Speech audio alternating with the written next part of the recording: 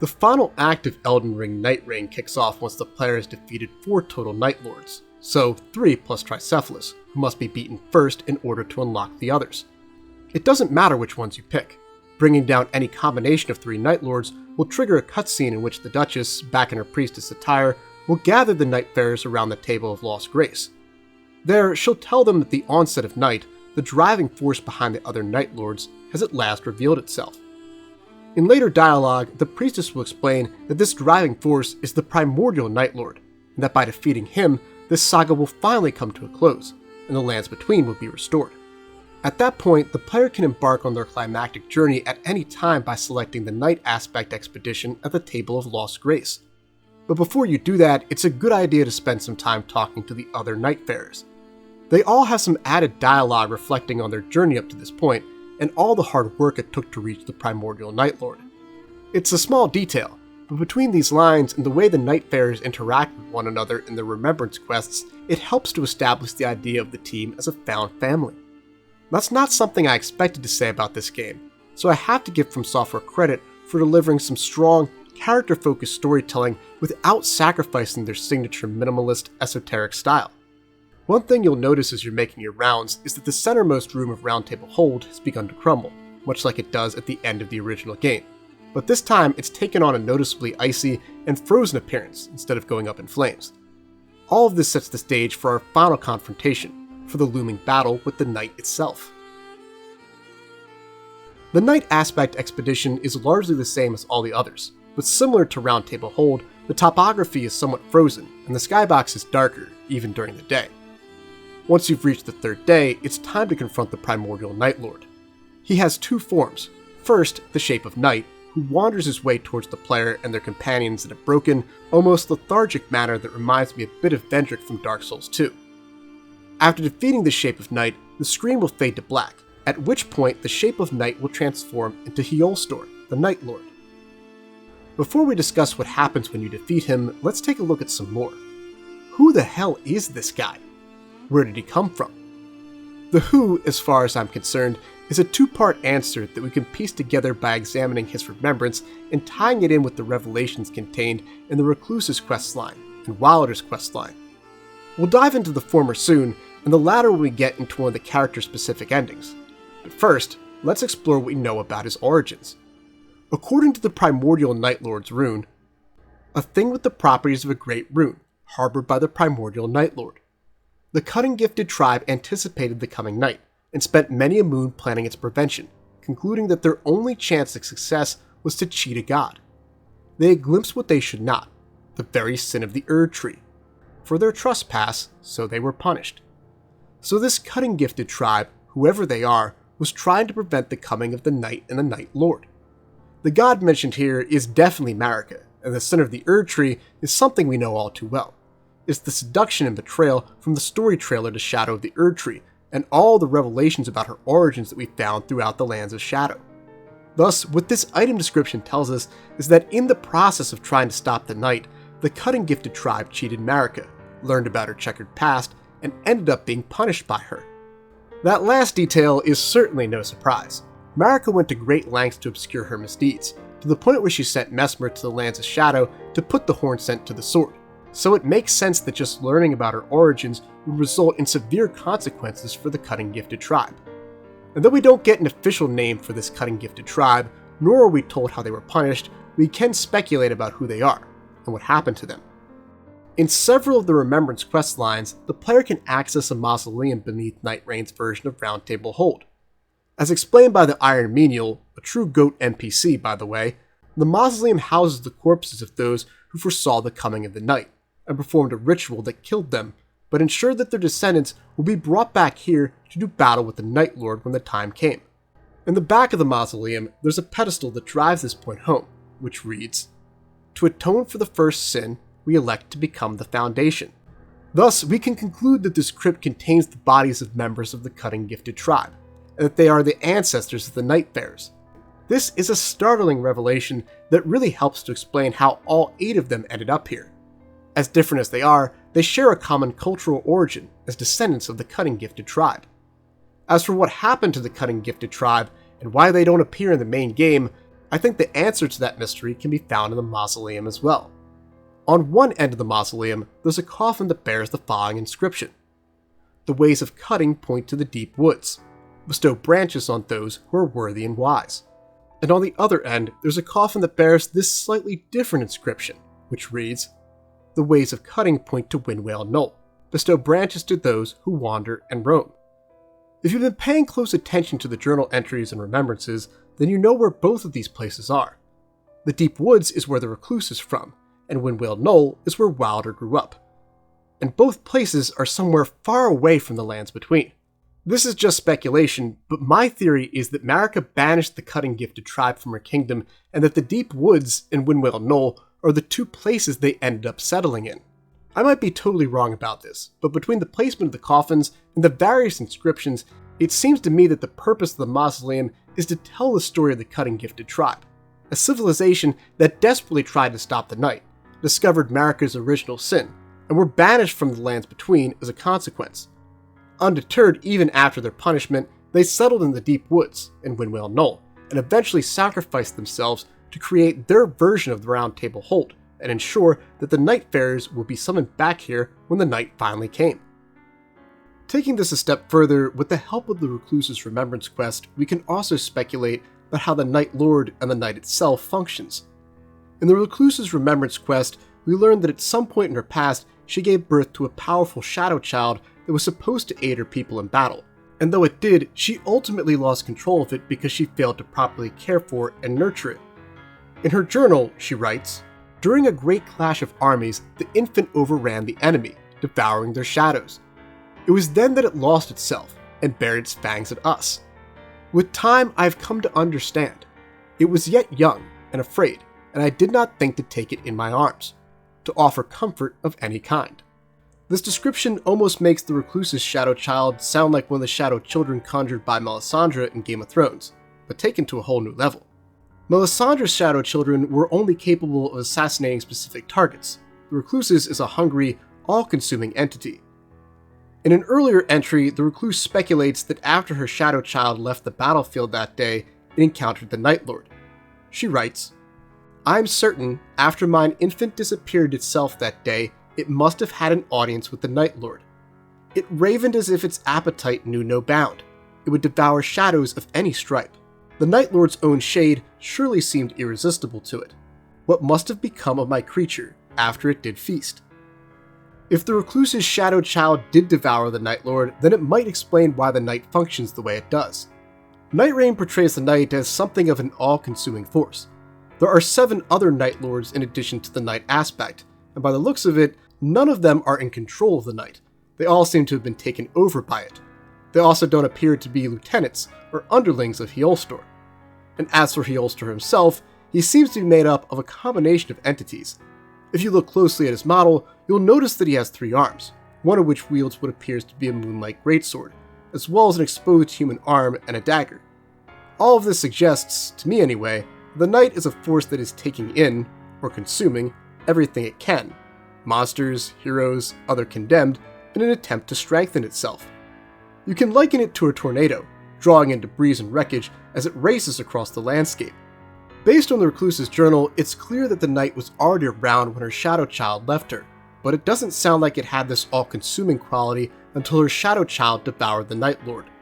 Thus, I suspect that the Recluse's shadow child is either the dominant personality of the night's many faces, or simply the entity that allowed it to become such a dangerous force in the lands between.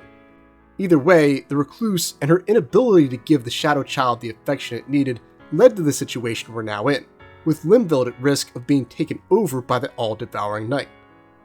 So, to summarize, I believe that the Cutting Gifted tribe tried to prevent the coming of the night, cheated Marika in the process, and ended up getting exiled from the lands between. There, they sacrificed themselves to ensure that their descendants would end up returning to Round Table Hold to stop the night. At some point, during a great war, the Recluse birthed a shadow baby that was intended to help her people in battle, but lost control of it. It then devoured the Night Lord, and gave the night itself the all-consuming quality that has made it as dangerous as it is, giving rise to multiple other Night Lords, and turning Heolstor into an amalgamation of devoured entities. Again, that's just my speculation. and later DLC or new discoveries might change my thoughts, but that's what makes the most sense to me. But enough theorizing. After defeating Hyolstor, the player will advance to the game's endings. There are 4 unique endings to Nightreign, a standard ending, and 3 character-specific endings. In the standard ending, the Nightfarer is transported to a dilapidated version of Round Table Hold that reminds me a bit of the scenery that you can find in the Dreg Heap from Dark Souls 3's Ring City DLC. Near where you exit the hold to fly to Limveld, they'll find a corpse, and after giving it the primordial Great Rune, the Nightfarer will begin to fade away. We then see what looks like traces of grace flying through the hold, converge at the Table of Lost Grace, and then drift up into the sky. For some more context on what's happening here, we can turn to the Duchess and Wylder's Remembrance questlines, where it's explained that the entire purpose of this version of Round Table Hold is to defeat the Night Lord. It's also mentioned throughout the game, particularly by the Priestess, that the Nightfarers are seekers of redemption. Thus, my interpretation of this scene is that the victorious Nightfarers sacrifice themselves to defeat the Night Lord, and in so doing, redeem themselves to the Erd Tree, and are allowed to return to it in death. Tying this together with what we just discussed, this isn't just a full circle moment for them, but their ancestors, who were banished by Marika ages ago. This ending is followed up by a post-credits scene. In the scene, we see the lands between as they are in the original game, with the splendid Erd Tree rising above the landscape. A golden leaf from the Erd Tree drifts out to sea, where it lands on a massive Titan-like creature. We can see these Titans surrounding Limveld on our expeditions, and as the session goes on, we see them draw closer to the region and become more corporeal. Though it isn't clear exactly what these Titans are, what is clear is that the leaf from the Erd Tree seems to awaken this one. It then rises, looks up at the Erd Tree, and wanders off through the ocean. There's a striking resemblance between what happens to the Titan here and what happened to our Tarnished at the beginning of the base game. In both scenes, a leaf from the Erd Tree rouses them from the sleep of death and grants them a sliver of grace to begin their journey. I suspect that's what's happening in this scene. The Erd Tree's falling leaves grant the Titan grace, and though it seems to consider going towards the lands between for the briefest of moments, or perhaps even thinks about attacking the Erd Tree, it instead turns around and ventures to parts unknown.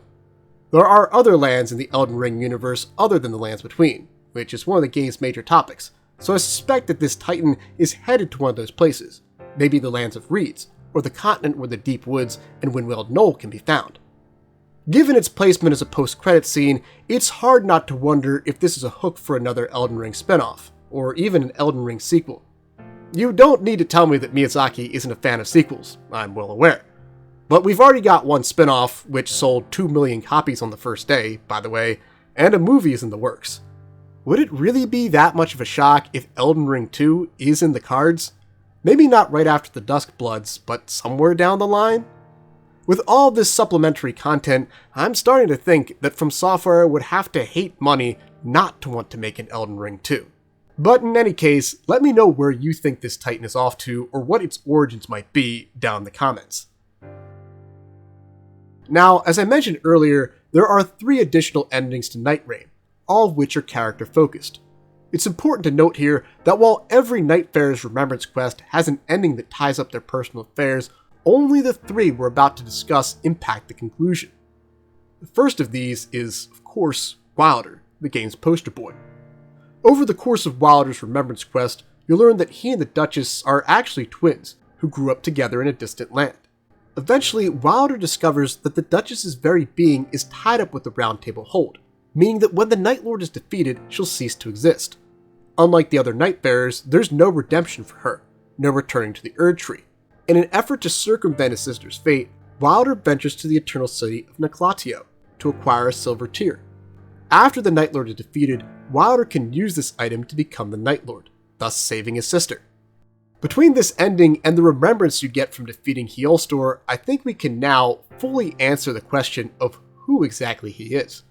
According to the Lord of Night item description, the knight belonging to Hyolstor, left upon its defeat. The power of its namesake can be unlocked by performing a relic rite. The country lay in ruin. The man who was once a knight had challenged the hero, but he too was no match. He fell, just another body in a great pile. But eventually he awoke, crawling out from underneath the others. Though he had failed to protect anything or anyone, he yet lived, and so he cursed the world. It was the dead of night. From the sky poured down a great rain. The image of a knight waking up in the dead of night as the rain pours down from the sky sounds a lot like how we're introduced to Wylder at the beginning of the game. Combine this with what the priestess says when he first arrives at Round Table Hold. I know not why, but once again it has happened. And the last page of his remembrance journal, which reads, after a time, a new Night Lord came to be. The Round Table Hold, spared from annihilation, will be formed anew, in preparation for a new night. But would it be enough to free the priestess? He would never know. The Night Lord lumbered on, indifferent to whether or not the twin horses would ever ride again. All of this leads me to believe that the night, and Wylder's interaction with it, like so many things in From Software's games, is but a cycle. We know that other versions of these characters from different worlds are out there. The game tells us this explicitly. I suspect that yepeLaugh, this amalgamation of consumed entities, contains Wylders from other worlds who did the same thing, sacrificed himself and his future in an attempt to spare his sister from her fate. This ending aligns Wylder with Elden Ring's own poster boy, Vike, who succumbed to the frenzied flame in an attempt to save his beloved maiden, and the tarnished in some versions of the Lord of Chaos ending, where they can embrace the heretical three fingers to spare Melina. This type of ending, generally speaking, is a From Software classic. We saw it in Bloodborne when the Hunter became the new Guardian, and in Sekiro when the Wolf replaced the Sculptor. They didn't just recycle and reimagine old boss fights for this game, they recycled and reimagined some of their trademark tropes as well. So, in this ending, I believe that our Wylder adds himself to the all-consuming night, and begins the process all over again, meaning that the Round Table Hold will soon rise once more, and that a new Wylder will someday wake up amidst the falling rain in a country in ruins. The second of the three character-focused endings centers around Ironeye, and in its own way, it's also a riff on ideas From Software has explored before. Over the course of Ironeye's remembrance, you'll learn that he's a part of a group of assassins called the Fellowship, who, from the sounds of it, function much like the assassins from Assassin's Creed. They perform clandestine and secret hit jobs in an attempt to settle conflicts before they begin. But more importantly, he's also one of those who live in death, and I'm under the impression that the same is true for all members of the Fellowship. This is a significant revelation. The idea that there are entire organizations full of those who live in death outside the Lands Between suggests that Godwyn's Deathblight has spread to other far-off regions. So all you Godwyn truthers out there, take heart. If we do get an Elden Ring title set in the game's wider universe, I suppose there is a possibility that we'll get more content about everyone's favorite freaky fish guy. Towards the end of Ironeye's questline, you'll acquire an item called the Edge of Order, a knife that can bring a permanent end to those who live in death. If you've got it in your inventory after defeating yepeLaugh, you can use it on the corpse in Round Table Hold instead of giving it the primordial Night Lord's rune. If you do this, Ironeye will slit the corpse's throat and walk away, declaring that the night is far from over. It's an ending that reminds me a bit of the Unkindled ending from Dark Souls 3, where the player kills the Firekeeper and lets the flame die out. Thematically, it's very different. Here, Ironeye is prolonging an age, while in that game, you're letting one end. But I do think there's a similarity in that in both cases, the player is committing a deliberately rebellious act that goes against what they set out to do. But the question is, why would Ironeye do this? Why would he reject the mission of his ancestors and prolong the night? Well, from a personal perspective, if you read Ironeye's journal, it sounds like the Fellowship kills off their agents after they've outlived their usefulness. So even if Ironeye gets to return to the Erd Tree after defeating the Night, the same won't be true for his comrades. They'll be killed off eventually to tie up loose ends. Presumably, this is also true for Isolde, his custodian, who seems to care for a great deal. Thus, the character motivation here appears to be that Ironeye decides to look out for his brothers and sisters in arms, his fellows in death, and ensure that they live on in a continuous struggle against the Night. And from a broader point of view, there are few groups in the Lands Between, at least as we saw them in the base game of Elden Ring, who are more persecuted than those who live in death. In the world of Nightreign, there's no Golden Order to torment them, no hunters like D to chase them down. So, from Ironeye's perspective, an ongoing battle against the never-ending night is probably preferable to the way things were for those who live in death in the standard Elden Ring timeline. Between this ending and Wylder's ending, there's an overarching theme here about taking actions that might be detrimental to the self, but do ultimately benefit one's friends and allies. Ironically, this aligns with the design priorities of the game itself. Unless you're playing solo, you need to be a good teammate to achieve victory in Nightreign. And finally, the last character-specific ending for Nightreign is for the Recluse. As mentioned earlier, she's the mother of the Night. The Night Mother, if you will, for any Oblivion fans out there. It's all open to interpretation, but again, I believe that the Recluse gave birth to the Shadow Child that empowered the Night, and allowed Wylder to become an amalgamation of various heroes. After defeating Wylder, the Recluse can follow the sound of a crying baby through the Ashen Round Table Hold, until she finds the infant Night in one of the beds. There, she cradles it, and in doing so, pacifies the Night, bringing it gentleness and a peaceful slumber. Thematically and narratively, this is honestly my favorite ending Nightreign has to offer. It's heartwarming in a way most of From Software's endings aren't, and it's criminal that it wasn't rendered with a proper cutscene. I think the Recluse's storyline, which is so much different than the company's usual work, deserved that. Given that it didn't get one, I'm assuming this ending was a late add, so perhaps they'll add in a cutscene along with a future update or DLC. But in any case, it's really fascinating to see the Recluse tame the Night through kindness, and bring both her story and that of the dangerous Night to a close. That's it for Nightreign's endings. Controversial though the game might be, I'm honestly really impressed with the amount of lore and character-driven storytelling we got from it. I definitely didn't expect storylines at this level, or even this many different conclusions when they first announced the game. Let me know what you think of my theories and speculation down in the comments. I'd love to hear some of your own takes on these endings. As with any From Software game, we're still early in the discovery process, and it'll be some time before we have a clearer picture on what they're trying to tell us. Thanks for watching. Huge shout out to my Elden Ring collaborators Farewelleon, Moonlapse Piano, and yepeLaugh, whose music appears in this video. To check out all three of these amazing artists, just follow the links down below in the description box. Big shout out to all my Silver and Gold tier YouTube channel members and Patreon subscribers, including James Pruitt, Little Caesar, Reed, Thonian, Anna Novikova, and Sean Bobby, who get early access to these videos thanks to donations of $5 to $10 a month. See you guys next time, and go birds!